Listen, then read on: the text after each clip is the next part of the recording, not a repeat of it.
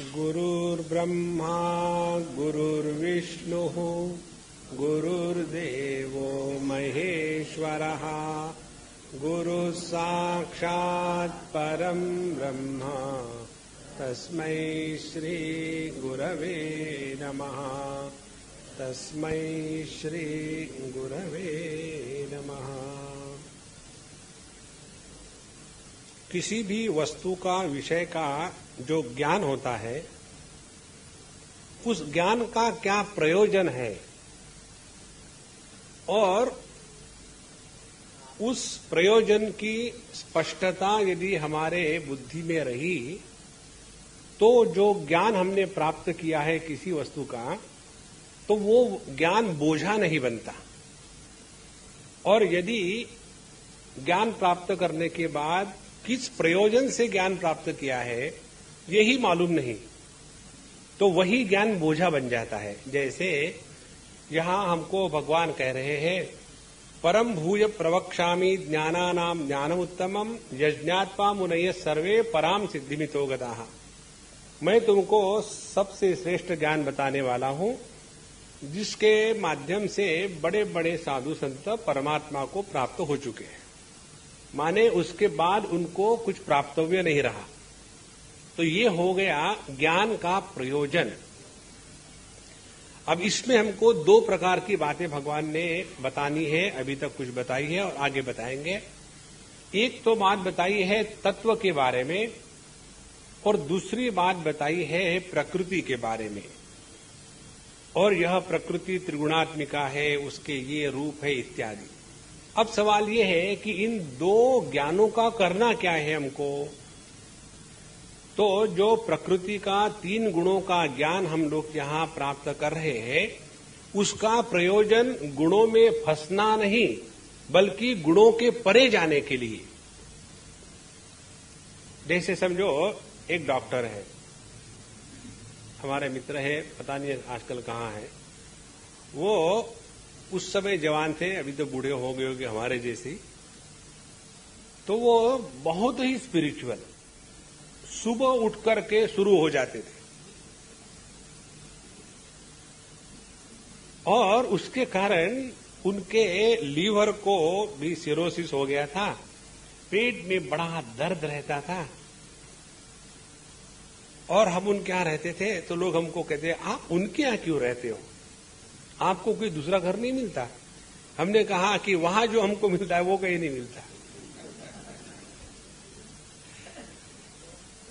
तो उनकी पत्नी हमको कहती थी कि स्वामी जी, एक आप ही ऐसे व्यक्ति हैं कि जिनके प्रति इनके मन में बहुत प्रगाढ़ आस्था है, प्रेम है, आदर है। बाकी तो ये सभी को ऐसे ही धुतकार देते हैं, तो आप इनको क्यों बताते क्यों नहीं, पियो मत करके। हमने कहा, देखो अम्मा, इनके मन में हमारे प्रति आदर इसलिए है कि अभी तक हमने इनको कुछ बताया नहीं। ये प्रोफेशनल टैक्टिक्स है। तो उनको मालूम है डॉक्टर होने के कारण कि अति मदिरापान करने के बाद हमारी लीवर, हमारी किडनी, हमारे डाइजेशन सब कुछ खराब होने लग जाता है, मालूम है उनको। अब ये ज्ञान उनको होने के बाद भी यदि उन्होंने वो मदिरापान का त्याग नहीं किया तो ये ज्ञान का बोझा ही बन गए ना। अब देखो ये ज्ञान का बोझा कैसा है। छोटा बच्चा हो तो उसको आप डांट डपटा के समझा भी सकते, ऐसा मत करो, ये खराब है, वो खराब है। अब कोई बड़ा आदमी हो, पढ़ा लिखा हो और बड़ा बड़ा सत्संग अटेंड करता हो और वो यदि उल्टी सीधी बात करे तो उसको क्या बताएंगे, क्योंकि कुछ भी बताओ तो उनको सब कुछ मालूम है। तो सब कुछ मालूम होने के बावजूद भी यदि हमारे जीवन में परिवर्तन नहीं आता तो उस ज्ञान का हम बोझा अपने सर पर ढो रहे हैं। और इसीलिए यहां जो परमात्मा के बारे में चिंतन है वो ज्ञान और प्रकृति के बारे में जो जानकारी है वो ज्ञान, इन दोनों का क्या प्रयोजन है।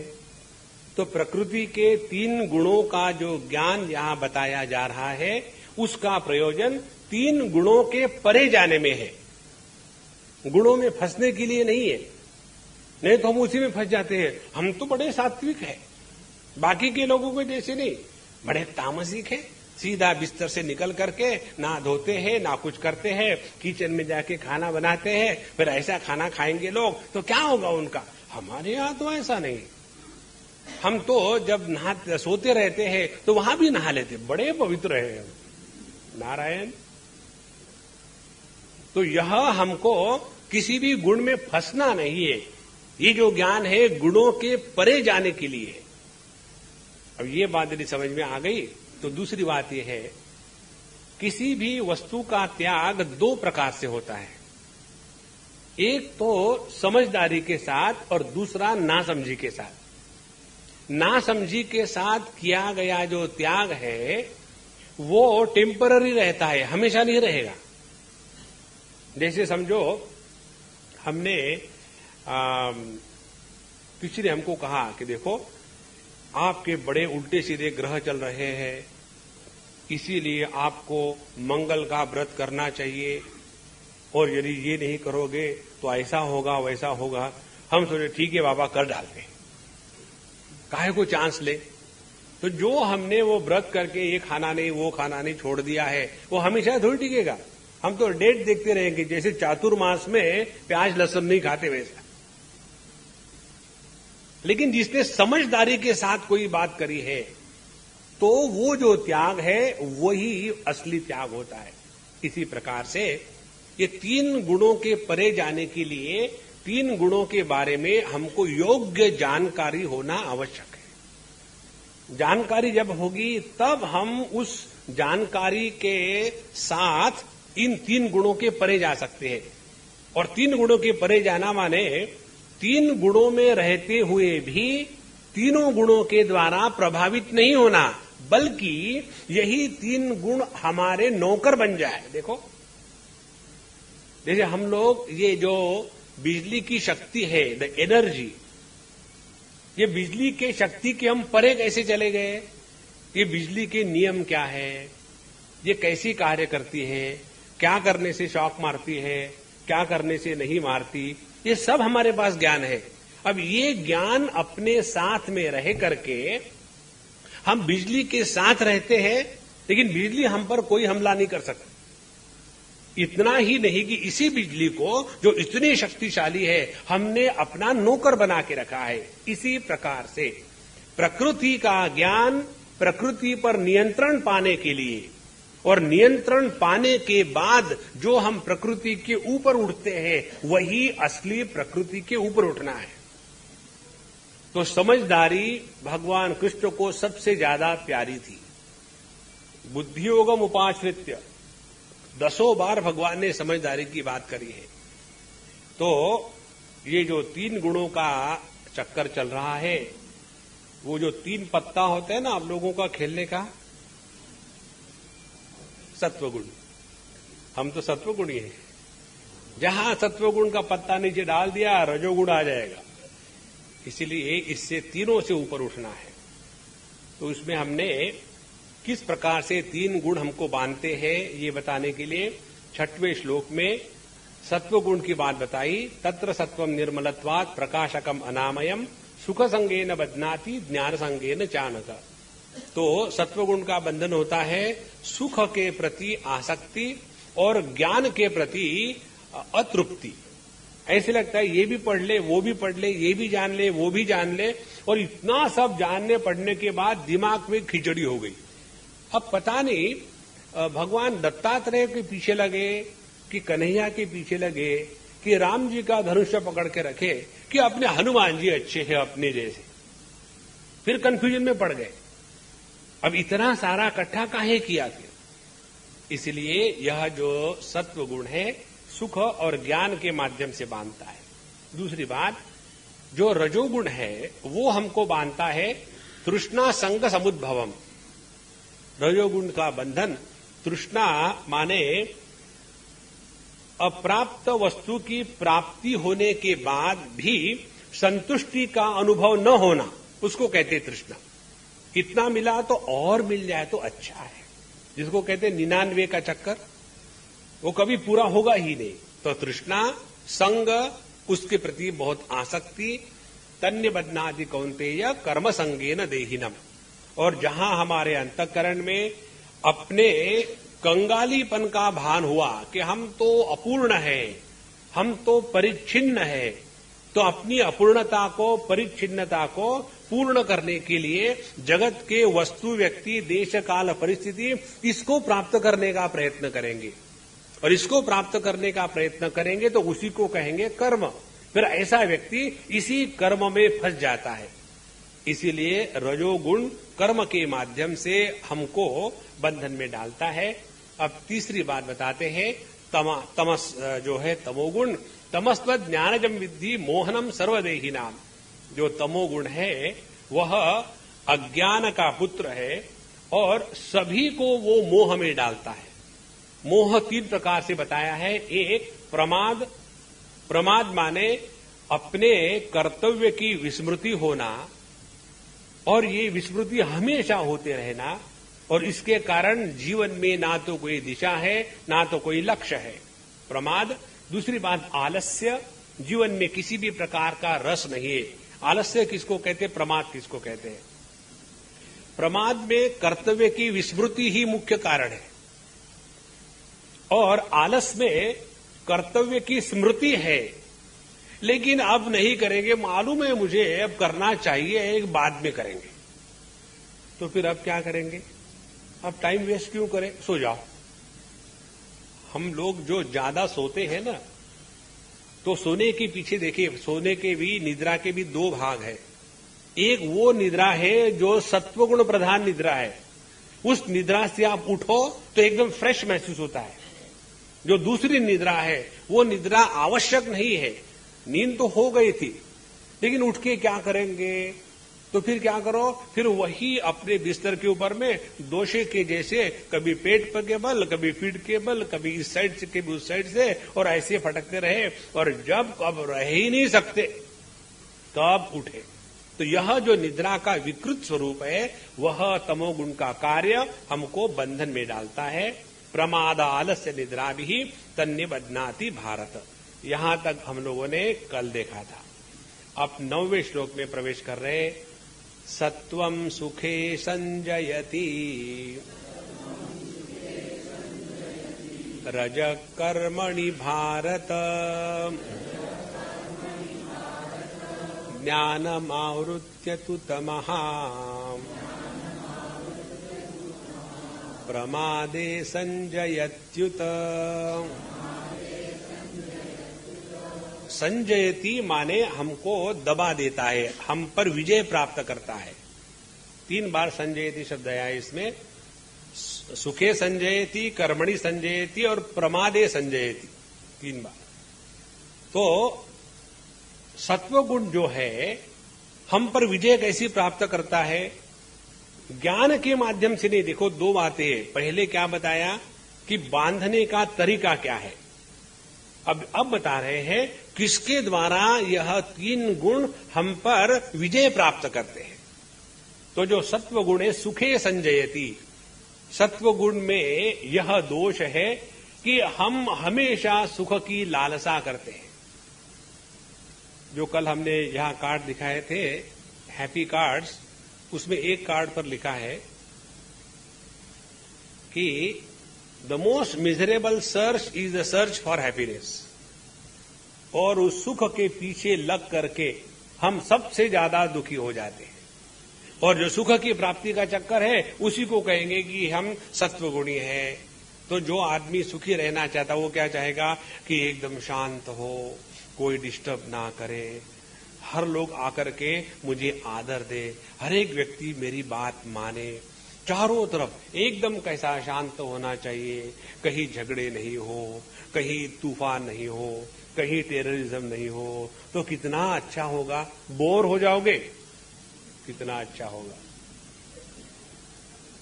यदि कोई न्यूज़पेपर वाला ऐसी न्यूज दे आप लोगों को, हेडलाइन, आज प्रेमपुरी में सभी लोग आनंद से आए, शांत बैठ करके प्रसन्न मुद्रा से घर गए, एक भी आदमी उसको खरीदेगा नहीं। और यदि दूसरी खबर आए, प्रेमपुरी सत्संग भवन से जब लोग बाहर निकल रहे थे तब पता नहीं क्या हुआ, बहुत जोर से झगड़ा हुआ और फिर पुलिस को बुलाया और बहुत मारापीटी हो गई और कुछ तो भी हो गया। अच्छा, सबको बड़ा उसमें मिर्च मसाले में मजा आता है। तो यह जो सुख में आसक्ति है, यही सत्वगुण का तरीका है जो हम पर विजय प्राप्त कर लेता है। तो करना क्या चाहिए? करना यही चाहिए, किसी भी प्रकार की सुख की अपेक्षा अपने हृदय में ना रहे। देखो, पहले दुख की निवृत्ति करने के लिए सुख का आह्वान, लेकिन सुख आने के बाद सुख हमेशा रहे, ये दुराग्रह जब हो जाता है तो वही हमारे जीवन में बंधन आ जाता है। और ये जो सुख जो होता है ना, क्या है? सुख की हरेक की अपनी अपनी परिभाषा होती है। जैसे ये छोटे जो समझो टीनेजर बच्चे हैं, डिस्को ब्रांड बच्चे, उनको पूछो सुख किसमें है? सुख किसमें? डिस्क में, धूम धूम था, उनको सुख है उसमें। और हम बुढ़ाऊ लोग, सुख किसमें है? वहां जाकर के भगवत गीता के प्रवचन सुनो तो अच्छी नींद हो जाती। अब हमारा सुख है डिस्कोर्स में, उनका सुख है डिस्को में। और जो तीसरे प्रकार के होंगे उनका रेस कोर्स में। अब ये रेस कोर्स वाले को कहो कि डिस्कोर्स में जाओ तो वो कहेगा कि हम कोई गधे थोड़ी है, हम तो घोड़े हैं, हम वही जाएंगे। देखो, तो प्रत्येक व्यक्ति की सुख की अपनी परिभाषा है। और फिर हम क्या करते हैं? अपनी सुख की परिभाषा दूसरों पर लादने का प्रयत्न करते हैं। तो बच्चों को सुबह लेट तक सोने में जो आनंद सुख आता है, ये बुढ़ाऊ को नहीं आता। क्योंकि बुढ़ाऊ को सुबह उठने का प्रॉब्लम ही नहीं है। कारण क्या? रात भर सोए कहां। अब जब रात भर तो ये सोए नहीं, अब बच्चे बढ़िया खर्राटे मार रहे, सो रहे, उनको गुस्सा आता। मालूम है, early to bed and early to rise is the way to be healthy, wealthy and wise. दादाजी, you have been always going early to bed and early to rise, but have you attend anything something like wise? देखो, हम अपनी ही सुख की परिभाषा दूसरों पर लादने का प्रयत्न करते हैं और सोचते देखो हम दूसरों के लिए कितना कर रहे हैं। कोई किसी के लिए कुछ नहीं करता दुनिया में, हर एक व्यक्ति अपने लिए कर रहा है। आत्मनस्तु कामाय सर्वम प्रियम भवति। हम आपको स्पष्ट रूप से बताते हैं, हम जो यहां लेक्चर दे रहे हैं ना, हम आपके किसी के लिए नहीं दे रहे। फिर क्यों बोले जा रहे हैं? Time pass.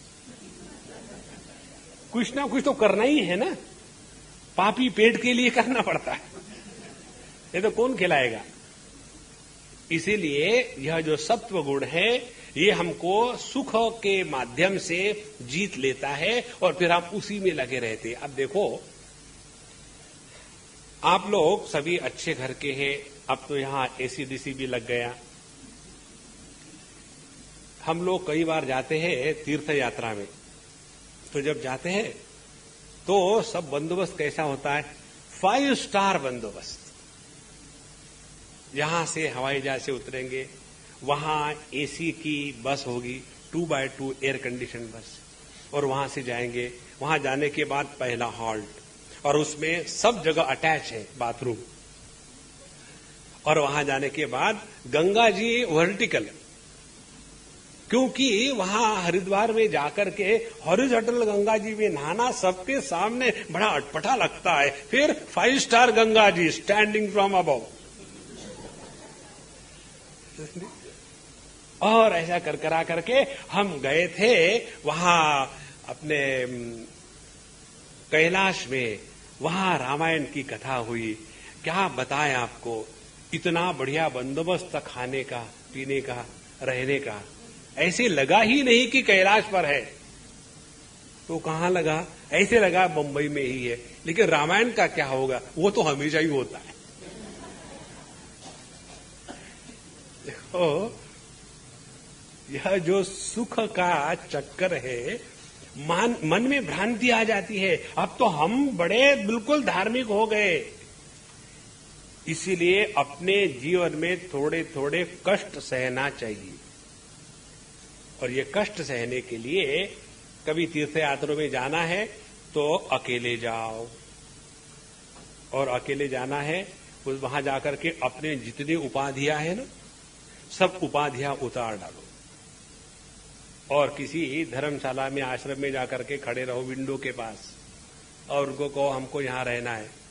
जो आश्रम के अंदर रहने वाले होते हैं वो हमेशा ज्ञानी होते हैं। वहां चले जाओ आप, आपको पहले लेक्चर सुनाएंगे। पहले क्यों नहीं लिखा?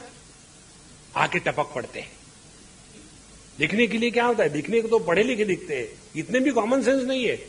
अब देखो अंदर में तुम्हारे जैसे 25 आश्रम खड़े कर सकता हूं, हो गया ना।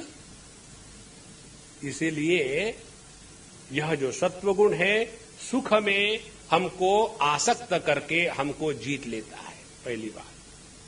तो इससे निकलना माने क्या? माने किसी से, ध्यान से सुनना, किसी से कोई अपेक्षा नहीं रखना। यदि सत्व गुण में आने के बाद हमारे मन में ऐसी अपेक्षा रही कि सभी लोग अच्छे होते तो कैसा होता, कन्हैया का दुकान नहीं चलता,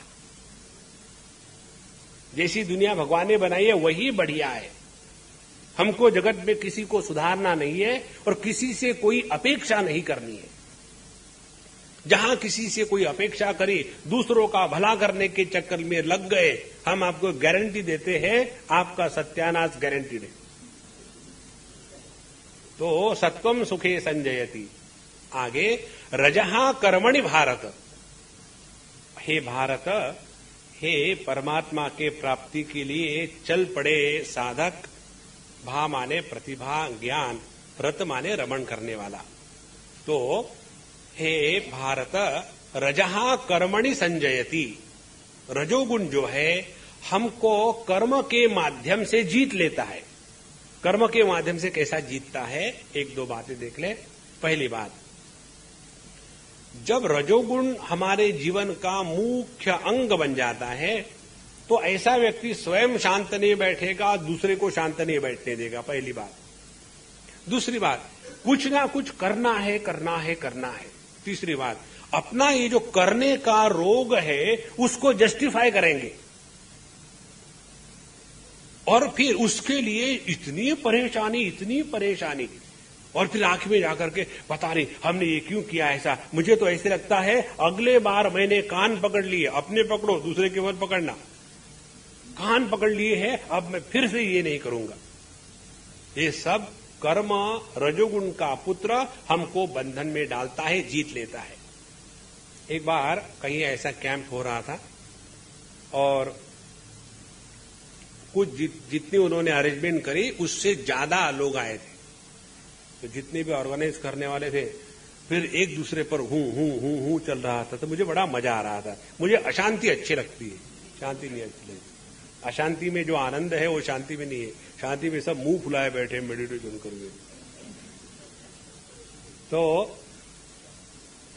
जब सब जगह हो रहे थे मैंने कहा चलो 7 साल बैठते हैं पहले, we let us fight systematic.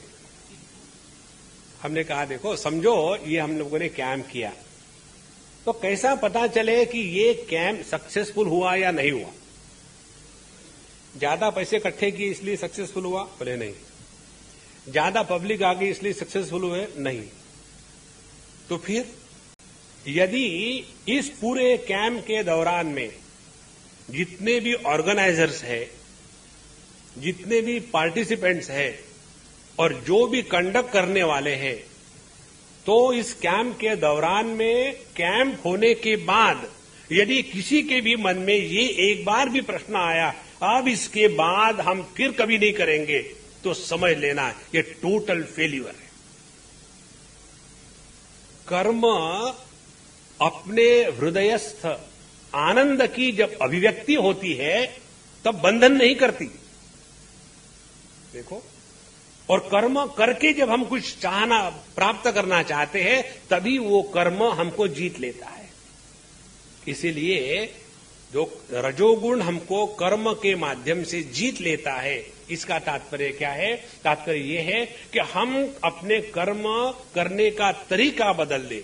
कौन सा तरीका? कर्म के माध्यम से हमको कुछ प्राप्त नहीं करना है, बल्कि अपने में जो आनंद है उसको अभिव्यक्त करना है। ध्यान से सुनना। हम बोलने का कर्म कर रहे हैं अभी आपके साथ, और यदि हमारे दिमाग में ये कीड़ा घुस जाए, नहीं घुसा अभी तक, यदि हमारे दिमाग में ऐसा कीड़ा घुस जाए कि हमारे लेक्चर के कारण आप लोग बदल जाओगे, तो हमने मूर्खता का हिमालय जीत लिया है। तो फिर आप क्यों बोले जा रहे हो? अपने हृदय में जो आनंद है उसी को अभिव्यक्त करना है। इसीलिए यदि कोई बोलने वाला अंदर में समझो कड़वाहट भरी हुई हो, जैसे किसी को एसिडिटी हो जाती है ना, एसिडिटी होने के बाद कैसे डकर आते, क्यों, क्या किया है ऐसा, पता नहीं अंदर से कैसे कैसे लग रहा है। अब यदि पेट की एसिडिटी इतनी परेशान करती है तो मेंटल एसिडिटी कितनी परेशान करेगी। और जिनकी मेंटल एसिडिटी है हमेशा कड़वा कड़वा बोलते रहेंगे, हर एक के दोष देखने और हर एक के बारे में अच्छा बुरा कहना।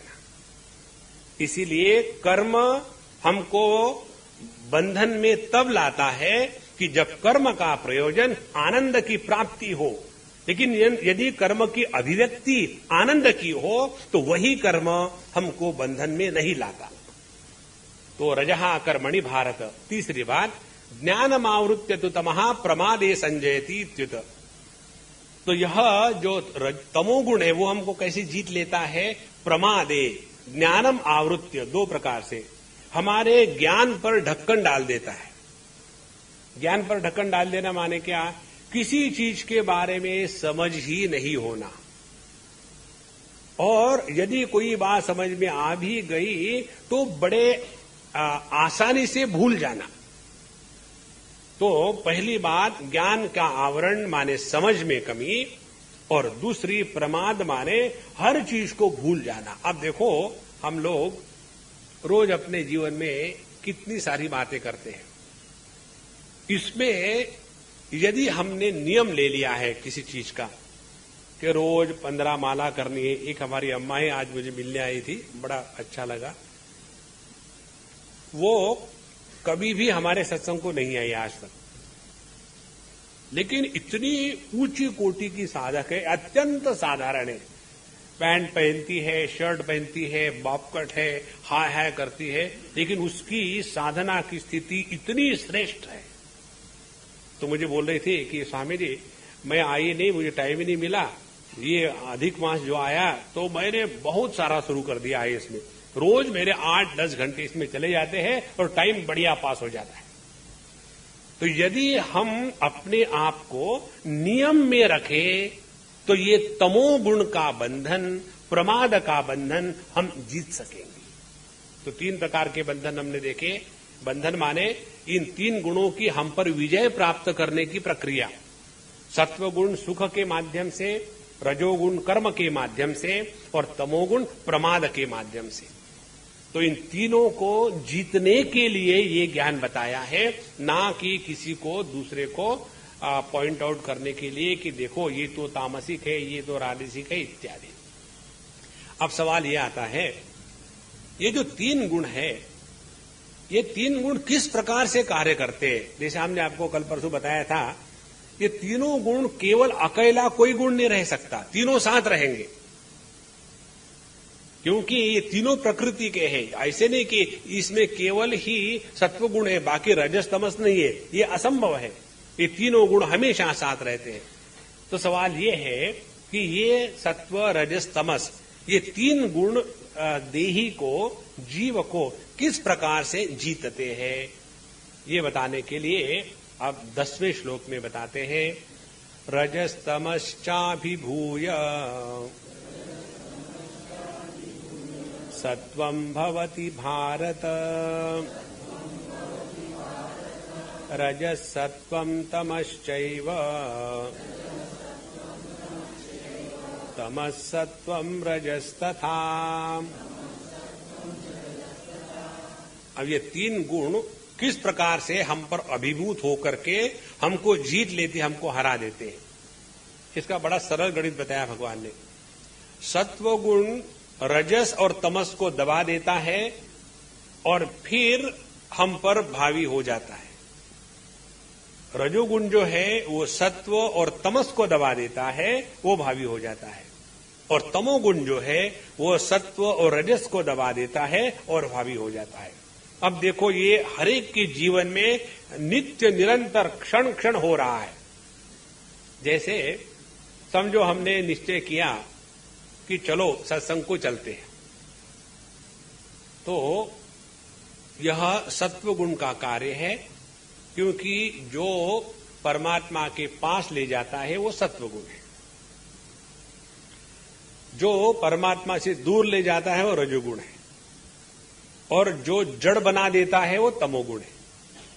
तो हम सोचे कि चलो सत्संग को जाते हैं, सत्वगुण का उदय हुआ, तुरंत वहां दूसरा अल्टरनेटिव, दूसरा विकल्प मन में आया। कई दिनों से सोच रहे थे कि वो गुप्ता जी के यहां गए नहीं, तो ऐसा क्यों ना करें, आज सत्संग को जाने के स्थान पर गुप्ता जी के यहां पहुंच गए, और फिर गुप्ता जी के यहां पहुंच तो पहले फोन कर लेते हैं। तो फोन किया और फोन कोई उठा ही नहीं रहा, पता नहीं गुप्ता जी है कि नहीं, कोई उठा नहीं रहा फोन। अब छोड़ो, अब क्या करेंगे, अब सो जाएंगे। देखो अपने ही मन के विचार है। पहले अच्छा संकल्प आया था, चलो सत्संग में जाए, अच्छी बातें सुने, फिर दूसरे उसी में विकल्प आ गया, उसी में विकार आ गया, फिर बीच में गुप्ता जी टपके, और बीच में गुप्ता जी आने के बाद वो भी टिके नहीं, उसमें भी और एक विकल्प निकाला, और निकलने के बाद अब छोड़ो घर में ही अच्छे है, अब छोड़ो कहीं नहीं जाएंगे, और फिर घर में चुप थोड़ी बैठेंगे, चलो टीवी देखते हैं। फिर तमोगुण से फिर अपना रजोगुण आ गया, और टीवी देख शुरू कर दिया तो उसमें कहीं सत्संग हो रहा है, अच्छा चलो अच्छा हो गया, घर बैठी सत्संग, ये सभी का सभी वही के वही हो रहा है। तो ये जो तीन गुण है, सत्व गुण जब प्रभावित हो जाता है रजोगुण और तमोगुण को दबा देता है, रजोगुण जब प्रभावित हो जाता है सत्व और तमस को दबा देता है, और तमस जब प्रभावित हो जाता है सत्व रजस को दबा देता है। अब इसका तात्पर्य क्या है, ये तो ज्ञान मिल गया हमको, इसका तात्पर्य क्या है, इसका तात्पर्य ये है कि सबसे नीचे की जो सीढ़ी है वो है तमोगुण। जैसे यहां 3 सीढ़ियां है ना, 1 2 3, ऊपर आने के लिए व्यासपीठ पर सबसे नीचे की जो सीढ़ी है वो है तमोगुण, जड़ता प्रधान। उससे ऊपर की जो सीढ़ी है वो रजोगुण, वो है क्रिया प्रधान, और उससे भी ऊपर की जो सीढ़ी है वो है ज्ञान प्रधान।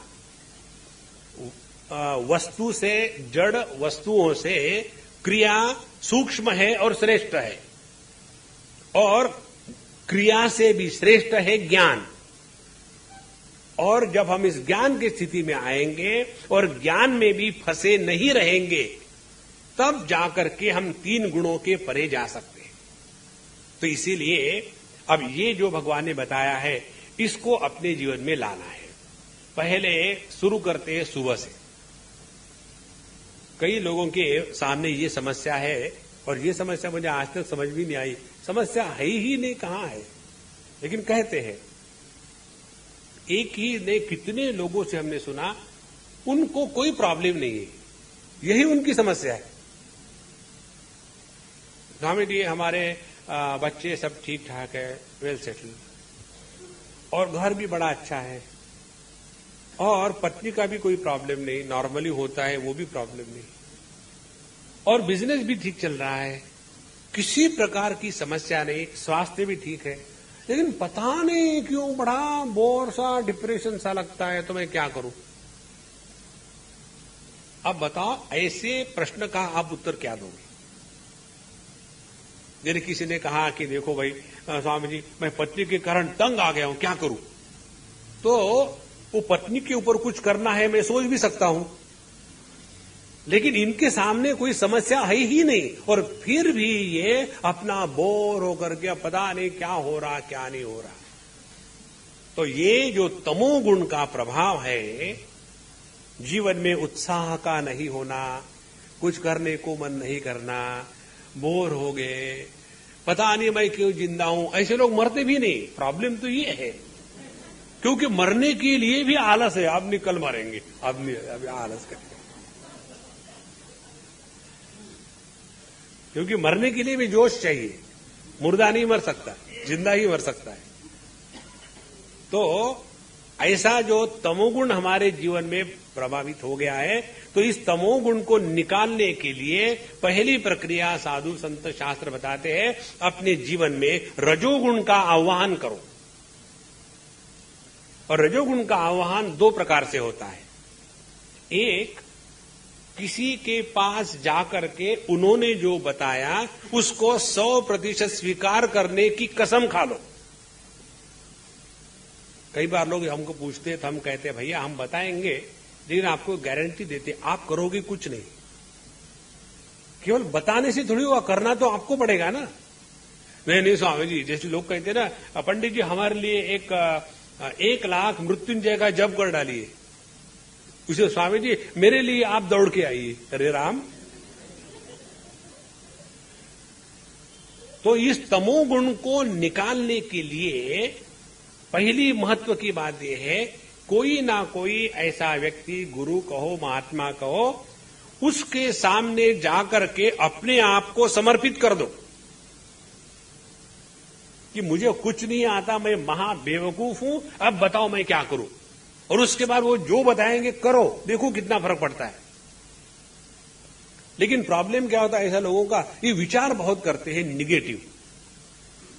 माने विचार करने की प्रक्रिया ज्ञान की प्रधानता, लेकिन निगेटिव फिर तमोगुण उसमें आ गया। तो ऐसे एक सज्जन मुझे मिले, 2-4 साल पहले की बात है। इंजीनियर थे और मेरे लेक्चर कहीं चल रहे थे ठाणे मुलुंड उस एरिया में। 3-4 दिन के बाद आए, ऐसी दाढ़ी बढ़ी हुई, मेरे जैसी सुंदर नहीं है। मुझे किसी ने पूछा स्वामी जी आप दाढ़ी क्यों बढ़ाते हैं, कैसे बढ़ाते हो? हमने कहा जब मैं कुछ करता नहीं तो अपने आप बढ़ जाती है, कुछ करना नहीं पड़ता उसके लिए।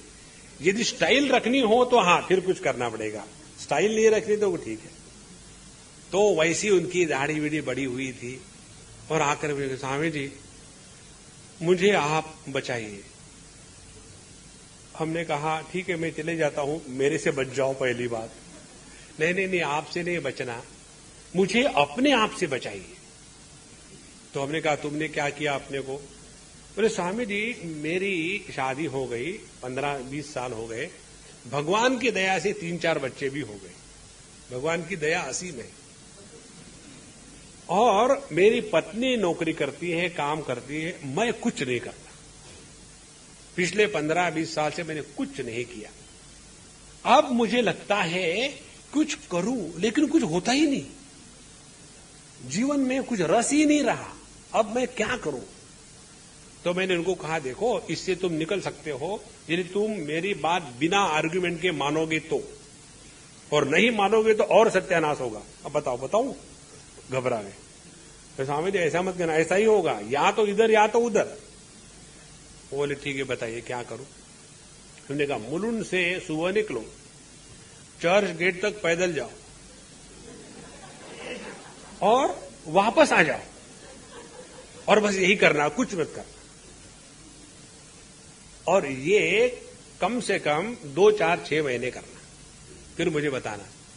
और वो सज्जन अच्छे थे, उन्होंने शुरू कर दिया। सुबह निकलते थे मुलुंड से, अब मुलुंड से वहां चले जाए, चर्च गेट वापस आ जाए, उसके बाद आदमी 3 गुणों के परे हो जाता है अपने आप। धीरे धीरे उनमें जो रग रग में आलस भरा हुआ था, तमोगुण भरा हुआ था, धीरे धीरे उसमें से वो निकलने लगे। देखो इसीलिए इन 3 गुणों के परे जाने की जो प्रक्रिया है, पहले अपने जीवन में जो जड़त्व का महात्म्य आ गया है उससे अपने आप को उठाना है। और ये जड़त्व के महात्म्य से उठाने के लिए जिसका आह्वान किया जाता है वो है क्रिया, और क्रिया होती है रजोगुण का कार्य। इसीलिए कई लोग मेडिटेशन के चक्कर में बढ़िया नींद कर लेते हैं। देखो, इसीलिए अपने आप को हमेशा जागृत रखे। कहीं हम मेडिटेशन चक्कर में सो तो नहीं रहे, तो तमोगुण से हटने के लिए रजोगुण का आह्वान किया। अब रजोगुण में भी फंसना नहीं है, इससे भी हमको आगे जाना है। तो रजोगुण से निकल करके फिर हमको सत्व में जाना है। अब कर्म में लगे हैं, अब कर्म में लगे तो इसमें निकलने का तरीका कैसा? इससे निकलने का तरीका ऐसा है कि जो भी हम कर्म कर रहे हैं इसका लाभ, ध्यान से सुनना, इसका लाभ दुनिया को नहीं होगा, इसका लाभ होगा हमको। किस प्रकार से? ध्यान से सुनना। कर्म का प्रभाव जब दुनिया पर हम देखते हैं तो दुनिया को बदलने का प्रयत्न होता है, और उसी कर्म का प्रभाव जब अपने अंतःकरण पर देखते हैं तो अंतःकरण से राग द्वेष की निवृत्ति होती है। तो जिन कर्मों के द्वारा अंतःकरण का निर्माण होता है वही कर्म हमको रजोगुण से छुटकारा पाने का प्रयत्न करते हैं। कारण क्या है? कर्म अब हमको जड़त्व की ओर नहीं ले जा रहे। हमारे भगवान रमण महर्षि अपने ग्रंथ में कहते हैं, कर्म किम परम कर्म तत् जड़म। कर्म श्रेष्ठ कैसे हो सकता है? कर्म तो जड़ है, क्योंकि देह से प्रारंभ हुआ है और जड़ता को ही प्राप्त कर लेता है। थोड़ी देर तक जरा ज्यादा काम करो तो कितनी थकावट आ जाती है, फिर कहेंगे नहीं अब मैं आराम करूंगा, तो तमोगुण में चले गए ना। इसीलिए कर्म ऐसा करे कि जिसके द्वारा हृदय का निर्माण हो। देखो, तो पहले तमोगुण से हटने के लिए कर्म में लगे, लेकिन कर्म करते समय ये ध्यान रहे कि अपने हृदय का निर्माण हो रहा है, दुनिया का उद्धार हमको नहीं करना। आपको हृदय में रखनी है, बच्चों को सुधारना। लेकिन ये बताइए, बच्चों पर संस्कार नहीं करने क्या? अरे भैया, उनको छोड़ो, वो सुखी रहने दो उनको, उन पर कोई संस्कार करने की जरूरत नहीं, वो करेंगे आपके संस्कार। वेट कर रहे हैं। नारायण। तो कर्म के माध्यम से अंतःकरण का निर्माण। अंतःकरण का निर्माण किसको कहते हैं? अंतःकरण का निर्माण उसको कहते हैं कि जिसके द्वारा हमारे अंतःकरण में राग द्वेष का प्रभाव कम हो जाए। यदि कर्म करने के कारण राग द्वेष बढ़ते हैं तो वो कर्म बंधन कारक है, और यदि कर्म करने के कारण हमारे हृदय से राग द्वेष मिट जाते हैं तो वही कर्म हमको ज्ञान की तरफ ले जा रहे हैं, क्योंकि अंतःकरण शुद्ध हो रहा है। तो ऐसे कौन से कर्म हैं कि जो कर्म हमारे अंतःकरण का निर्माण करते हैं और जो कर्म हमारे अंतःकरण का सत्यानाश करते हैं, तो वो कर्म नेच्छया कृतम ईश्वरार्पितम, वो कर्म जो अपने कामना को, अपने इच्छा को पूरा करने के लिए नहीं है, बल्कि जो हमारे कर्तव्य है, जो कार्य है, जो करणीय है, वही कर्म हमको करने हैं। तो जो कर्म हमको करने हैं, हमारे कर्तव्य है, उसको करेंगे तो राग द्वेष निर्माण होने का सवाल ही नहीं। और यदि हमने मुझे वो नहीं अच्छा लगता, मैं वो नहीं करूंगा, मैं तो वो करूंगा, तो वहां अपने राग द्वेष बढ़ रहे हैं। इसीलिए अंतःकरण की शुद्धि के लिए, राग द्वेष की निवृत्ति के लिए हमारे शास्त्र बताते हैं कि जो जो हमारे कर्तव्य कर्म है वो सिंसियरली करें। कर्मण्येवाधिकारस्ते मां फलेषु कदाचन। और यदि आपने कर्म सिंसियरली अच्छी तरीके से किए मुक्त संगत समाचर, तीसरे अध्याय में भगवान बताते हैं। तो उसका प्रभाव ये होगा, अंतःकरण की शुद्धि होगी। और यदि अंतःकरण की शुद्धि होगी, ध्यान से सुनना, तो शुद्ध अंतःकरण में ही परमात्मा के प्रति जिज्ञासा जागृत होती है। जो अशुद्ध अंतःकरण है उसमें नहीं होती। ये कई बार हम लोगों के मन में गलत फहमी होती है। देखो, ये जो है ना, दुख के कारण ही हम इस मार्ग पर आए। नहीं, वो तो केवल प्रारंभ होता है। इस मार्ग पर आने के बाद आदमी टिकता है केवल प्रसन्नता के कारण। एक लड़की मुझे मिली और वही सब जगह सिनेमा वही है, कोई फर्क नहीं। स्वामी जी, अब आपको मैं क्या बताऊं? मैंने बोला सास के बारे में बताओ, और क्या है ना, आपको कैसे पता? बोला कि तुम दूसरे कारण से आ ही नहीं सकती, तुम्हारे सांस में से सांस निकल रही है, फर फर फर फर। बताओ। फिर उसने बताया, स्वामी जी हमारे ससुर जी अच्छे हैं, हमारे पति अच्छे हैं, सास जो है ना वो बहुत अच्छी है। बोले उनका और मेरे पति का, माने मां बेटे का, हमेशा झगड़ा चलता है। इतना झगड़ा चलता है कि वो टेंशन में आ जाता है। तो वहां उधर भी काम करेंगे, घर में आने के बाद मां का झगड़ा, और उसके कारण पूरे घर का वातावरण एकदम नरक के जैसे हो जाता है। तो मैं क्या करूं? तो हमने कहा हम विचार करेंगे। पहली बात, सेपरेट हो सकते हो क्या?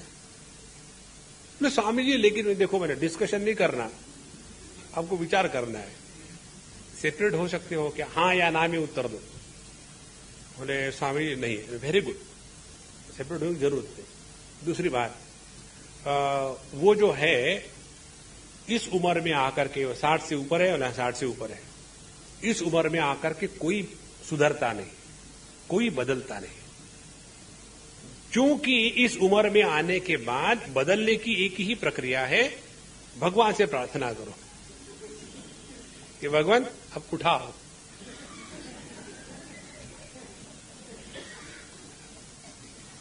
और जब भगवान से प्रार्थना करोगी तो धीरे धीरे क्या हो जाएगा, सांस निकल जाएगी और भगवान रह जाएंगे।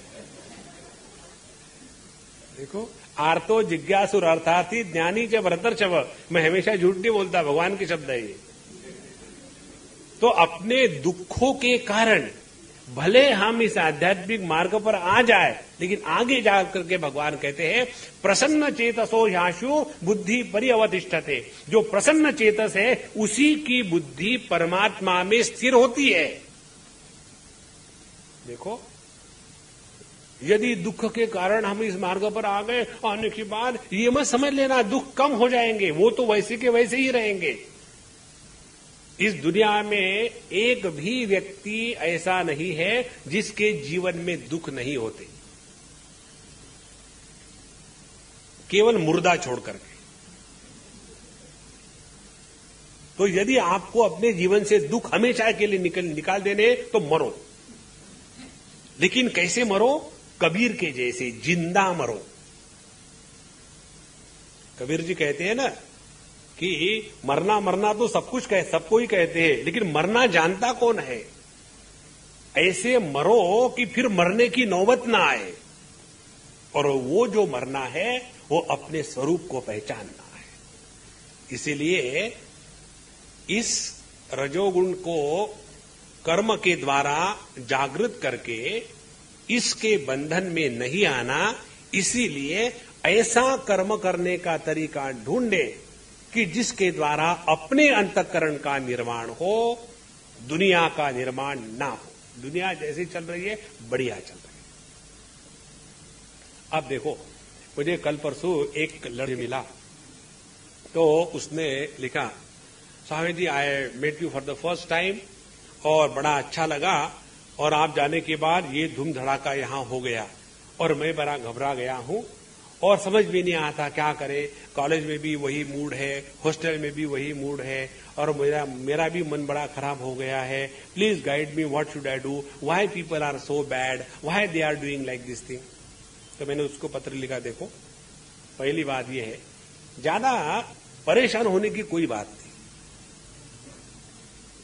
तुम्हारे जैसे कोई व्यक्ति हो, हमेशा स्वास्थ्य युक्त रहा हो, कभी कोई बीमारी नहीं, ऐसे आदमी को एक छींक आ जाए तो उसकी बहुत बड़ी न्यूज बन जाती। मालूम है आज मेरी छींक आ गई।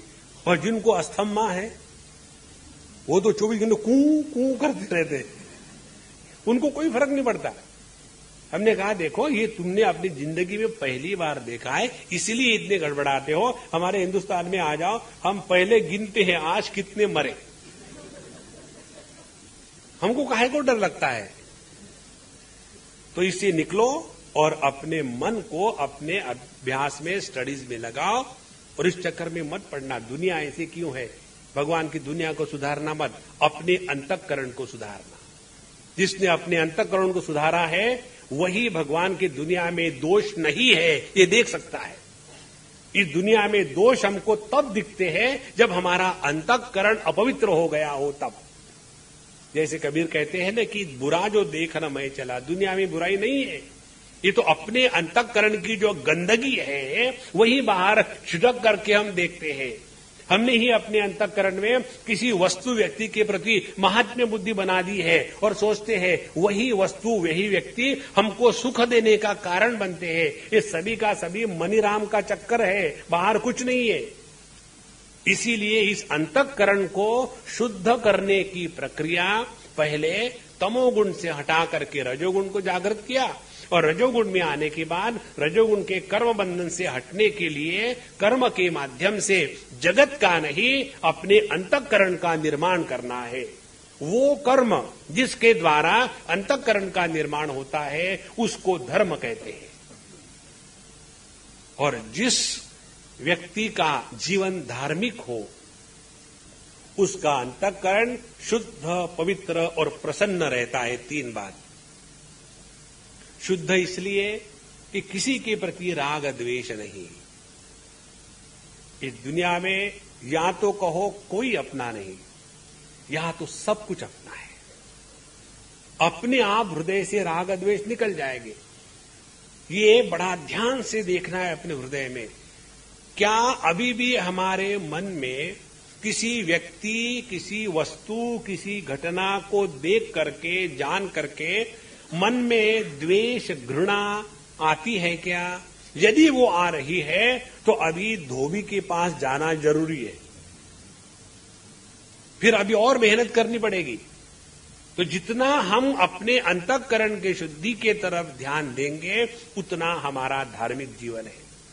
ये तो जिंदगी भर घंटियां बजाते रहेंगे और खूब पूजा पोथी करते रहेंगे और जो अगल बगल में भगवान की बनाई हुई मूर्तियां हैं उसका तो तिरस्कार करेंगे। और हमने ही खरीद के लाए कन्हैया को, 2.5 रुपए का है, नहीं 4 आने में देना बाबा। तो हमने भगवान को मोल करके लाए, उसका भाव करके उसके सामने तो समर्पण करेंगे, लेकिन उसी भगवान ने बनाई हुई जो सभी की सभी भगवान की मूर्तियां हैं उसका तिरस्कार होगा नहीं। इसीलिए अंतःकरण की शुद्धि माने राग द्वेष का अभाव, अंतःकरण का पावित्र्य माने सब में परमात्मा है ये दर्शन करने की क्षमता।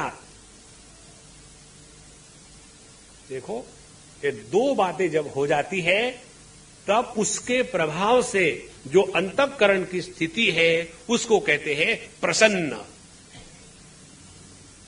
भगवान 18वें अध्याय में कहते हैं ब्रह्मभूत प्रसन्न आत्मा, जो अभी परमात्मा के साथ एक होने को तैयार ही हो गया, अब उसका नंबर आ गया है। ब्रह्मभूत माने ब्रह्म का भूत नहीं।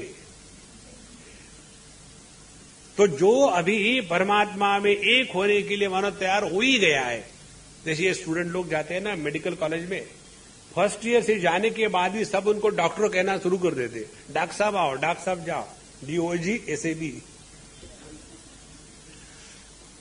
तो उसी प्रकार से साधक यदि ऐसा शुद्ध होते होते होते होते अब आखिरी छलांग लगानी है, आखिरी छलांग लगाते समय पहली बात भगवान कहते हैं प्रसन्न चेतस। तो ब्रह्मभूत प्रसन्नात्मा, जो प्रसन्न होगा वो भूतकाल के द्वारा दुखी नहीं होगा, न शोचती। जो प्रसन्न होगा वो भविष्य काल की चिंता, अपेक्षा, आकांक्षा नहीं करेगा। जो प्रसन्न होगा वही वर्तमान में रहेगा। एक बार हमको किसी ने कहा, स्वामी जी हम आपके लेक्चर के लिए आए थे, बड़ा आनंद आया, बड़ा आनंद आया। मालूम है क्यों आनंद आया? क्योंकि 1-1.5 घंटे तक पिछला अगला हिसाब खत्म था, केवल वर्तमान में रहे। तो जितने ज्यादा समय तक हम वर्तमान में रहने का अभ्यास करेंगे उतना हम धीरे धीरे सत्व गुण में प्रतिष्ठित हो रहे हैं। इसीलिए पहले तमोगुण को दबावे, रजोगुण को जागृत करके, फिर रजोगुण से छुटकारा पाने के लिए ऐसा कर्म करे कि जिसके द्वारा अंतःकरण का निर्माण होगा। निर्मित अंतःकरण, सुसंस्कृत अंतःकरण वो है कि जिसमें किसी प्रकार का राग द्वेष नहीं, अंतःकरण शुद्ध, पवित्र, सब में परमात्मा का दर्शन करने की क्षमता, और तीसरी बात प्रसन्नता स्वाभाविक हो जाती है। ऐसा जो अंतःकरण बना और वह हो गया सत्व प्रधान। लेकिन यहां अभी चक्कर है बॉन्डेज में आने का महाराज। सिनेमा खत्म नहीं होगा, लगान है, बहुत लंबा है, 4 घंटे का। मैं जब देख रहा था तो मैं परेशान हो गया। मैंने सोचा ये 3 दिन की मैच, पता नहीं 3 दिन तो नहीं चलेगी, बैठे रहो। अब तीसरी बात बड़ी महत्व की है। सत्व गुण में जब आदमी आ जाता है तो उसको हमेशा शांति, सुख, प्रेम, बस इसी में आनंद आने लग जाता है। और फिर वो उसी में हमेशा, थोड़ा कहीं गड़बड़ घोटाला झाला, why you people are creating disturbances? Please go away. Don't you understand? Meditation in progress. Disturb not.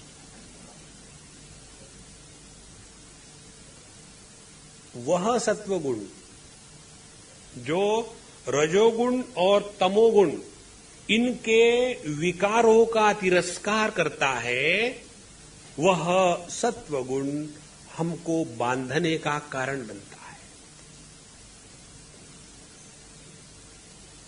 प्रकृति में कोई भी त्याज्य नहीं है, परमात्मा की प्रकृति है।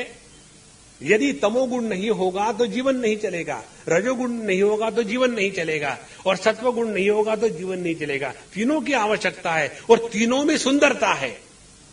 अब जैसे देखो, उदाहरण के लिए आपको समझो जाकर के किसी से झगड़ा करना है और आपके पास सत्वगुण की कमी है, तो कोई बात नहीं, तमोगुण को बुला लो। अरे तमस आजा। हां जी, क्या करे? अरे तमस होके करने की बात करते हो। फिर उसको जाकर के जरा डांटना था, झगड़ा करना था। अब ऐसा करते, आलस करते, कल झगड़ा करेंगे, अभी आलस करेंगे। देखो, जो आलस हमारे बंधन का कारण बना था, वही आलस हमारे मुक्ति का कारण बनता है। ये एक टेक्निक है अपने क्रोध को मिटाने की। जब गुस्सा आ जाता है ना, तो तुरंत सत्वगुण नहीं आएगा, उस समय तमोगुण को ले आओ। प्रमाद करो, प्रोक्रेस्टिनेशन करो, आलस करो, निद्रा करो, बस। क्योंकि क्रोध का केवल आवेग आता है, हमेशा नहीं रहता। वो आवेग एक बार चला जाए, हाँ फिर ठीक हो गए, फिर जाकर के चने खाओ, कोई फर्क नहीं पड़ता। इसलिए ये 3 जो गुण हैं, इनको इस प्रकार से एक को दबाया ऊपर चढ़े, उसको दबाया ऊपर चढ़े, और फिर सत्व गुण में आने के बाद फिर हम जागृत हो जाए कि हमको सत्व गुण में फंस के नहीं रहना है। क्योंकि ये जितनी प्रक्रिया बताई जा रही है वो इसलिए बताई जा रही है कि हमको 3 गुणों के परे जाना है। जैसे हमने आपको कल बताया, चाहे आपको रस्सी से बांधा हो, लोहे से बांधा हो या सोने से बांधा हो, आप बंधे हो, ये महत्व की बात है।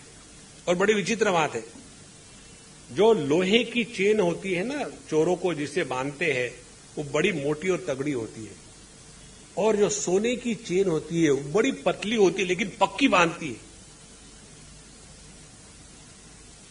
न्यूयॉर्क की बात है, एक वहां काफी चेन खींचने वाले हैं, प्रगतिशील राष्ट्र है ना, अति प्रगतिशील राष्ट्र।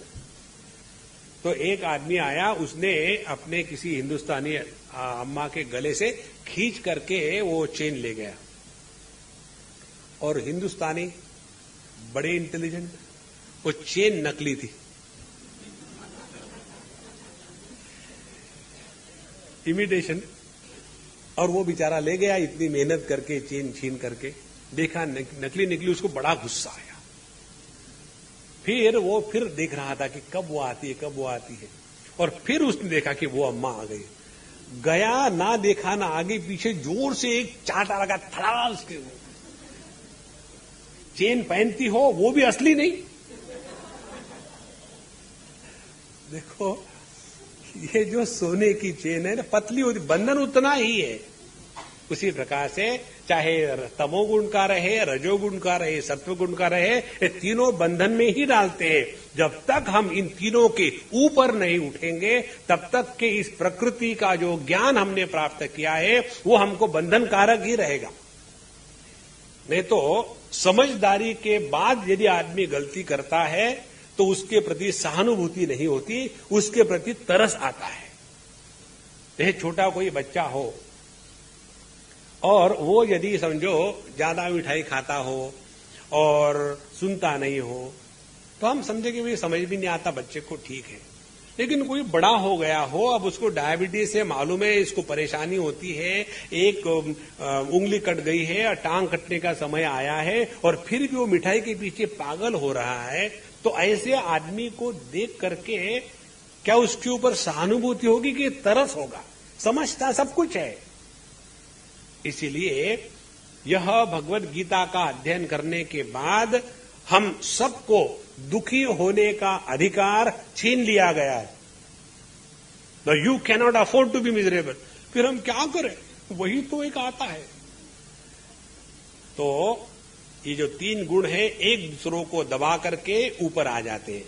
अच्छा, अब कैसे पता चले कि अब हम में सत्व गुण का प्राधान्य आ गया है, रजोगुण का आ गया है, तमोगुण का आ गया है? 11वें श्लोक में बताते हैं, सर्वद्वारेषु देहेऽस्मिन् प्रकाश उपजायते ज्ञानं यदा तदा विद्यात् विवृद्धं सत्वमित्युत। यदा, जिस समय, देहेस्मिन, इस मनुष्य देह में आने के बाद, सर्वद्वारेषु प्रकाशः उपजायते तदा विद्या सत्वम विवृद्धम। जिस समय हमारे सभी इंद्रिय, हमारा मन, हमारी बुद्धि, ये इतने स्पष्टता से कार्य करने लग जाते हैं कि कहीं भी संदेह का और विपरीत ज्ञान का प्रसंग नहीं आता। ज्ञान में ये दो दोष आते हैं, एक तो संदेह का दोष है, दूसरा विपरीत ज्ञान का है। जैसे समझो हम गए और फिर दिमाग में आया, पता नहीं मैंने वो कमरे को बंद किया कि नहीं बंद किया।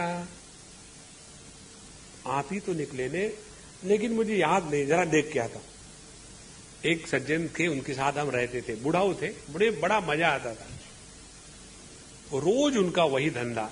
हम जब शाम को निकलते थे, दोनों ही रहते थे, उस समय मैं जवान था, और वो काफी बूढ़े थे, 75 नॉट आउट। हम शाम को जब घूमने निकलते थे खाना खाने के बाद 8-9 बजे, तो वो दरवाजे को ताला स्वयं लगाते थे। तुम कहीं भूल जाओगे, खोल दोगे, कोई आके चुरा के ले जाएगा, ठीक है आप लगाओ। और वो लगाने के बाद कलकत्ते की बात है, ऐसा खाट इतना कर देंगे ताला टूट न जाए। और ये सब करने के बाद नीचे आ गए।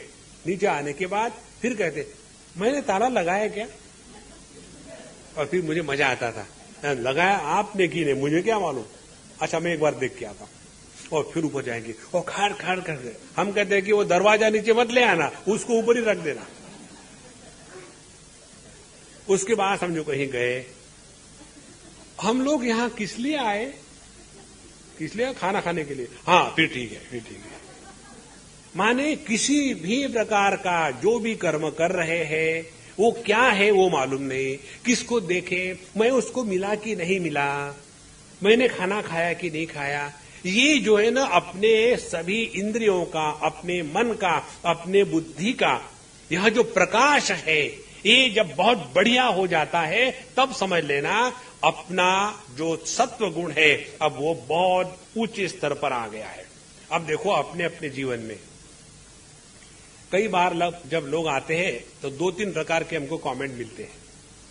कभी कभी कोई कहता है स्वामी जी आज आपका प्रवचन ऐसा जमा जैसे आइसक्रीम, और दूसरा व्यक्ति उसी प्रवचन के बारे में आके कहता है स्वामी जी आप आज बड़े डल लग रहे थे, तबीयत ठीक नहीं क्या? तो फिर मैं दोनों को पूछता हूं, पहले को पूछता हूं यहां आने के पहले क्या कर रहे थे? कुछ नहीं स्वामी जी, मैंने आज सुबह से उठ के खाना वाना खाया, जो सो गया 4, 4:30, 5 बजे उठा, एकदम फ्रेश हो गया। तो जो फ्रेश होकर के यहां आता है, सब बात जब समझ में आती है तब आपका लेक्चर जमा। और दूसरे को पूछो कैसे? स्वामी जी आज सुबह से मैं परेशान था, सुबह पत्नी से, दोपहर को ऑफिस में, शाम को जब आ रहा था किसी ने जेब काट ली, पता नहीं मेरा क्या होगा, फिर सोचा चलो जाकर के प्रवचन सुन ही लेते। और फिर ऐसा जिसका ज्ञान डल हो गया है वो कहेगा, तरस खाएगा स्वामी जी लग रहा था आप थके हुए थे। थके हुए आप थे, मैं नहीं थका। माने जहां जहां सत्व गुण की वृद्धि होती है वहां वहां हमारी समझ पक्की है, किसी प्रकार का संदेह नहीं है। जो हम सुन रहे हैं उसमें कोई डाउट नहीं, मैंने ठीक से तो सुना कि नहीं सुना। अब देखो ना जो पैसे गिनने वाले होते ना, 25 बार पता नहीं ठीक से गिना है नहीं, एक बार गिनने के बाद अपने ऊपर में विश्वास नहीं गिनने वालों का। और जो कंप्यूटर वाले हैं, वो कैलकुलेटर वाले, वो कोई भी गणित करेंगे ये तो ठीक है, फिर भी जरा देख लेते हैं। तो जब वो मशीन बताती ये ठीक है तब ये महात्मा सोचते हैं ठीक है। माने अपने ज्ञान पर विश्वास ही नहीं। जब हमारा अपने ज्ञान पर विश्वास होता है तब समझ लेना सत्व गुण एकदम पूरी तरह से हम में जागृत हो गया है।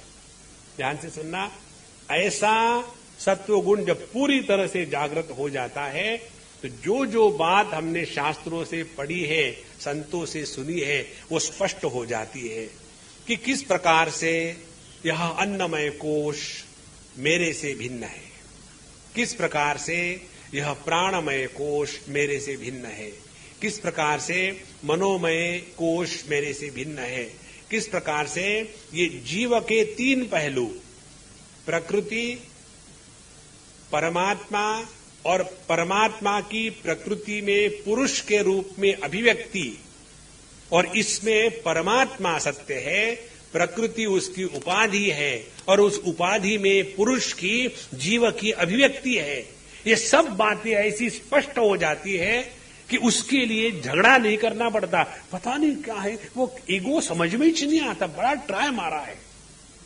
हाँ, जब तक कि अंतःकरण एकदम पवित्र शुद्ध होगा तभी जाकर के ये बातें एकदम कर अमलकवत, जो शब्द आता है शास्त्र में, जैसे आपके हाथ में किसी ने आंवला का फल रख दिया हो तो कोई संदेह नहीं।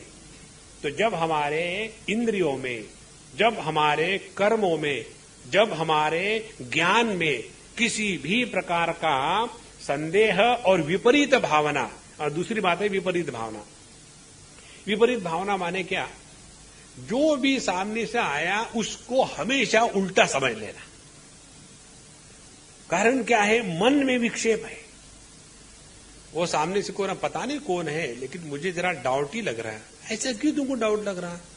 पता नहीं आजकल कौन कहां आएगा, भयानक समय आ गया है।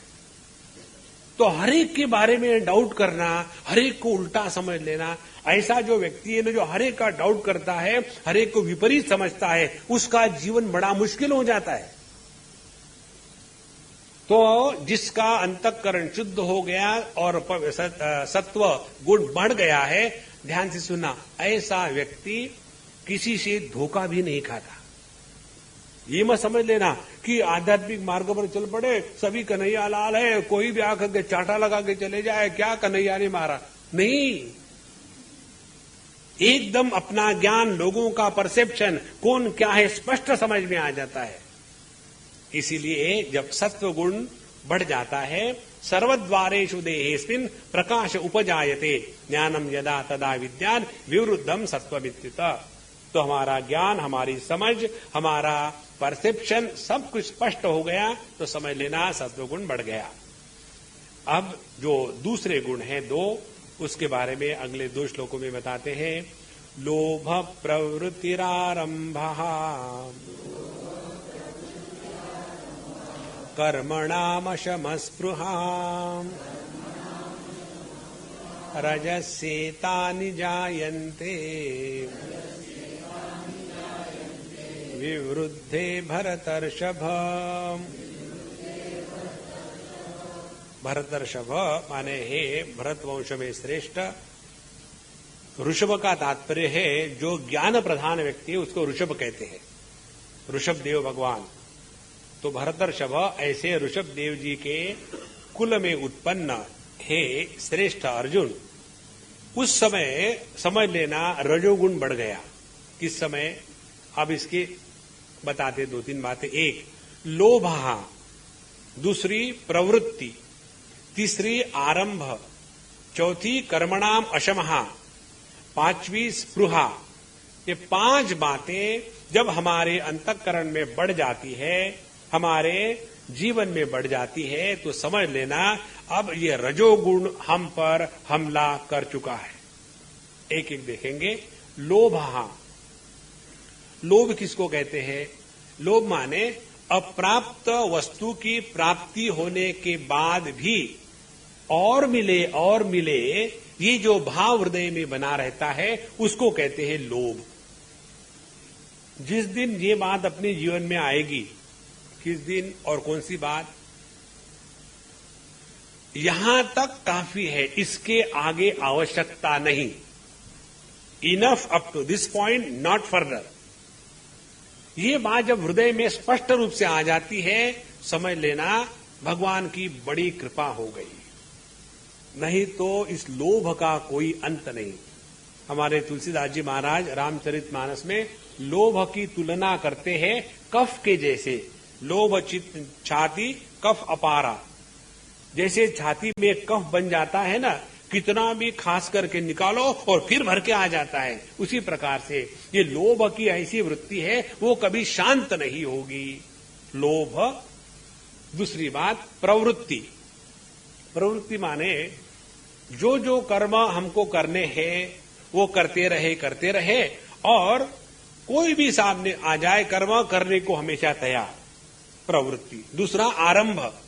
आरंभ माने ये नहीं देखा कि अपनी क्षमता है कि नहीं, आवश्यकता है कि नहीं, उसके लिए हम अधिकारी है या नहीं, उसके बारे में हम जानते हैं कि नहीं, ये कुछ देखा नहीं। दुनिया भर के अनेक प्रकार के कार्यकलाप प्रारंभ कर दिए। जैसे हमारे एक मित्र है, एक बार उन्होंने हमको यही पूछा, बहुत परेशान थे और हमको मिलने आए। तो स्वामी जी मैं बहुत परेशान हूं, बताइए क्या करूं। तो हमने कहा पहले बताओ क्या करके आए हो। बोले स्वामी जी कुछ नहीं, मैं कलकत्ते में था, फिर वहां से विशाखापट्टनम में गया, फिर वहां से आगरा गया, वहां से मद्रास गया, फिर वहां से ये जो गुजरात गया और वहां से मलेशिया जाकर के यहां आया हूं आपसे मिलने के लिए, तंग आ गया। तो हमने कहा आपकी फिर 6 फैक्ट्रियां हैं। बोले नहीं स्वामी जी उसी चक्कर में गया था, एक नई फैक्ट्री खोलने की सोच रहा हूं। हमने कहा 25 फैक्ट्री और खोलिए, फिर आपको शांति मिलेगी। देखो एक दिन तो ऐसा आना चाहिए कि कब तक ये चलता रहेगा। इसीलिए प्रारंभ माने ऐसे अपने आप को फैला के रखना कि फिर उसको संभाल नहीं सकते। तो हमेशा उतना ही करे जितनी अपनी क्षमता है। इसके बारे में आपको एक उदाहरण दूं मैं। मुझे किसी ने कहा अभी कुछ दिनों के पहले कि स्वामी जी आप ऐसा करिए ना, हम आपके लिए सब कुछ करेंगे। मैंने करो भी, बोले नहीं नहीं नहीं, आप हमारे साथ रहो। हमने कहा हम सबके साथ हैं, आपकी कोई विशेषता थोड़ी है। बोले वैसे नहीं, हम आपको जमीन देते हैं, हम आपके लिए आश्रम बांधेंगे और आप यहां आकर के रहो। हमने कहा उसके बाद चौकीदारी करो और वहां से आप मुझे पत्र लिखो, स्वामी जी कितनी गाय है, स्वामी जी वो पेड़ को रोज पानी देते हो कि नहीं, देखो आपको जो करना है करो, मुझे कहीं बांधो मत। लेकिन ऐसा क्यों?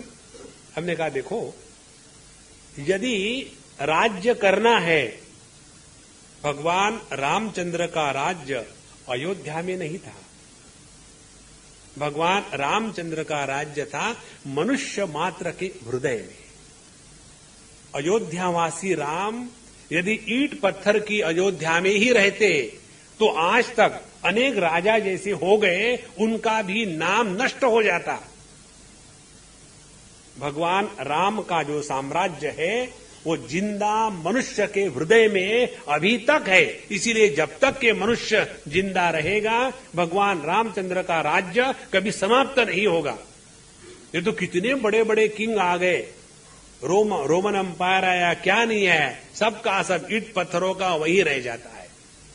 इसीलिए उतना ही बढ़ावे कि जितनी आवश्यकता हो, अन्यथा हम अपने आप को परेशान करते हैं। और जब रजोगुण बढ़ जाता है तब ये बात समझ में नहीं आती। लोभः प्रवृत्ति आरंभः और फिर कर्मणाम अशमः, और अनेक प्रकार के कर्म में इतने उलझ जाएंगे, इतने उलझ जाएंगे। एक सज्जन मुझे कहीं मिले, उन्होंने अपना कार्ड दिया, स्वामी जी मेरा कार्ड रखिए। वो कार्ड माने क्या, पोस्ट कार्ड था, इतना लंबा। मैंने बोला ये विजिटिंग कार्ड है कि पोस्ट कार्ड है कि क्या है? बोले नहीं स्वामी जी ये फोल्डेड होता है, ऐसा फोल्ड करके दिया। तो मैंने पढ़ा उसको, उसके ऊपर में इतने चीजों के, वो प्रेसिडेंट है, सेक्रेटरी है, रिटायर्ड है, एक्स है और वाई है और जेड है, इतना सारा सुधर करा करके। और उसके बाद उन्होंने कहा स्वामी जी मेरी इच्छा है कि आपके साथ रह करके आपको कुछ मदद करूं। तो हमने कहा आपकी सेकंड बात मुझे पसंद आ गई, मदद करो। मुझे मदद करनी है तो मेरे साथ मत रहो, दूर रहो।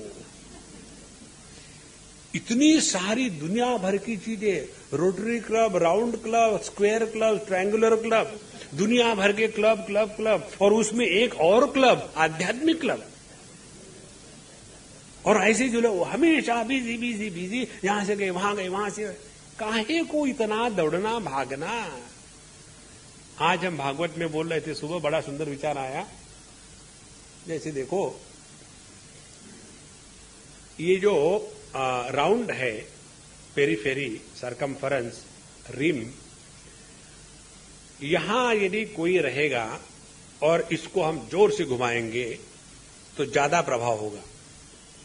और यदि यही यहां से व्यक्ति निकल करके सेंटर की तरफ चला जाए, जितना सेंटर की तरफ चला जाएगा उतनी उसकी गति जो है कम होती जाएगी। और जब पूरा सेंटर में आ जाएंगे तो अपने आप सभी की सभी गति शांत हो जाती है। तो अपने जीवन को इतना बिजी जैसे रैट रेस लगी हुई है। सवाल ये है रैट कौन है और कहां है? तो ये जो कर्मणाम अशमः, अपने कर्मों को शांत न करने की जो क्षमता है रजोगुण के वृद्धि से होती है। और स्पृहा माने जितना मिला उतना और चाहिए, लोभ, और वो मुझे मिल के रहेगा, नहीं तो उसके लिए मैं कुछ भी करने को तैयार हूं, ये जो भावना है उसको कहते स्पृहा।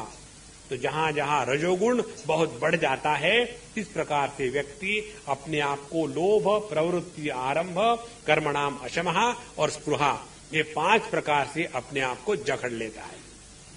अब आते हैं अपने दोस्त के पास, तमोगुण। अप्रकाशो प्रवृत्तिश्च प्रमादो मोह एव च तमस्येतानि जायन्ते विवृद्धे कुरु नन्दन। हे कुरुनंदन, हे अर्जुन, कुरुवंश को आनंद प्रदान करने वाले हे अर्जुन, जब तमोगुण बढ़ जाता है तो ये बातें होती। कौन सी? अप्रकाशः। अप्रकाशः माने सत्वगुण का जो प्रभाव है, प्रकाश, वो जीवन से निकल जाता है। कोई बात समझ में नहीं आना और समझ में नहीं आने के बाद जानने का प्रयत्न नहीं करना, अब क्या फर्क पड़ता है? देखो, ये तमोगुण का उदाहरण आपको देता हूं। अब कई घरों में कंप्यूटर आ गए, वहां के छोटे छोटे जो बच्चे हैं ना, वो धूम धड़ाके से खट खट खट खट खट कर लेते हैं। उसी घर में जो बुढ़ाऊ होगा, अब ऐसे करना बेटा, तुम ही ईमेल लिख देना, मुझे नहीं, अब मुझे नहीं मालूम नहीं कहां क्या दबाऊं, अब मुझे क्या सीखना, अब तो मरना ही है। देखो, अपने जीवन को यदि हमेशा जवान रखना है तो एक चीज समझ लेना, हमेशा नया नया सीखने का एक शौक होना चाहिए। We must learn something new every day. जितना हम नया नया सीखने का प्रयत्न करेंगे, उतनी हमारी उम्र कम बढ़ती है। और बूढ़े का लक्षण क्या है? बूढ़े का लक्षण क्या? अब मुझे क्या करना है इस बुढ़ापे में, कुछ भी कहो। So we accept our self to be old. No, we are not. ये केवल देह का लक्षण है। इसीलिए अप्रकाश। और दूसरी बात अप्रवृत्ति। अप्रवृत्ति माने कुछ भी करना नहीं, केवल निकम्मे होकर के बैठ लेना। तो ज्ञान से डाइवोर्स हो गया, कर्म से डाइवोर्स हो गया, और फिर मिला क्या? तीसरी बात, प्रमादः मोहः एवच। प्रमाद की बात देखो कितने बार भगवान ने कही है। प्रमाद माने अपने कर्तव्य की विस्मृति, प्रमाद माने वही की वही गलती बार बार करना, प्रमाद माने इसी गलती का अभिमान होना, प्रमाद माने मैं तो हमेशा ही भूल जाता हूं, ये कोई अच्छी बात थोड़ी है। तो यह प्रमाद। दूसरी बात मोह। मोह माने विचित्रता, वैचित्य। वैचित्य माने जो बात जैसी है उसके ठीक उल्टी समझ लेना। यदि ठीक से समझ में आ जाए तो समझ लेना सत्वगुण, यदि ठीक से समझ में न आ जाए तो समझ लेना रजोगुण, और उल्टी समझ में आ जाए तो समझ लेना तमोगुण आ गया है। तो जैसे हम लोगों ने ये अभी 14वां अध्याय पढ़ रहे हैं, पढ़ने के बाद समझ में आ गया क्या? स्वामी जी, बंबई में लोग बहुत रजोगुणी हैं, और यदि आप चले जाओ ऋषिकेश में, वहां आपको थोड़े थोड़े सत्वगुणी, थोड़े थोड़े रजोगुणी मिलेंगे। और आपको असली सत्वगुणी देखने हैं ना, तो आप एकदम हिमालय में चले जाओ। वहां जाने के बाद आप भी नहीं रहोगे, सत्वगुण भी नहीं रहेगा। अब क्या हो गया? ये जो ज्ञान प्राप्त किया है, इसका विपरीत अर्थ निकाला। विपरीत अर्थ क्या निकाला? ये ज्ञान जो है दूसरों को लेबल करने में लगाया।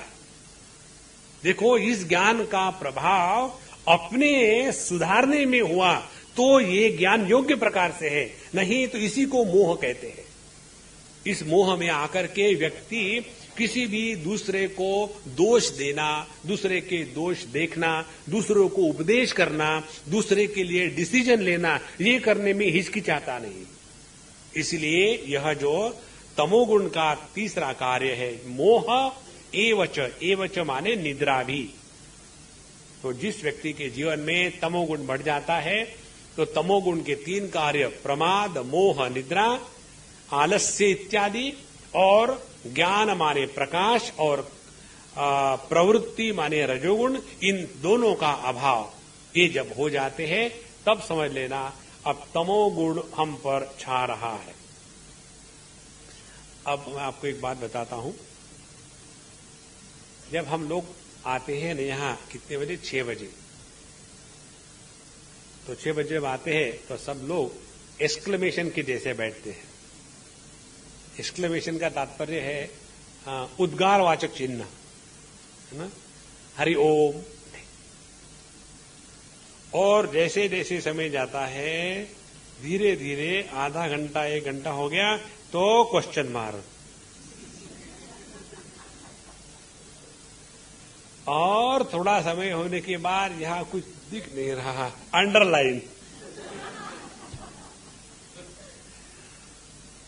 पहले पहले जो बात तुरंत समझ में आती है, जैसे जैसे समय चला जाता है फिर धीरे धीरे समझ आता है। समझने का टाइम ही नहीं होना क्या? ये जब हो रहा समझ लेना सत्व गुण खत्म हो रहा, अब ये तमोगुण जो है अब वो बढ़ रहा है। और फिर बीच में हमको सजेशन देने के लिए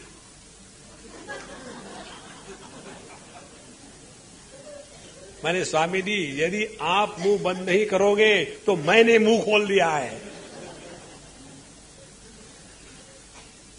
अब देखो ये जो है ना, ये 3 गुणों का जो गणित है ना, अपने में देखो बड़ा मजा आता है। और ये जो मजा आता है ना अपने में, जो 3 गुणों का परिवर्तन है, इसी को कहते हैं ध्यानाभ्यास। ध्यानाभ्यास पर ये नहीं कि हाथ पैर पकड़ के बांध लिए और उसके बाद फायर ब्रिगेड को बुलाया, अब ये खुलता ही नहीं, वो नहीं। Remain extremely aware about all the modifications that are happening in the complete प्रकृति।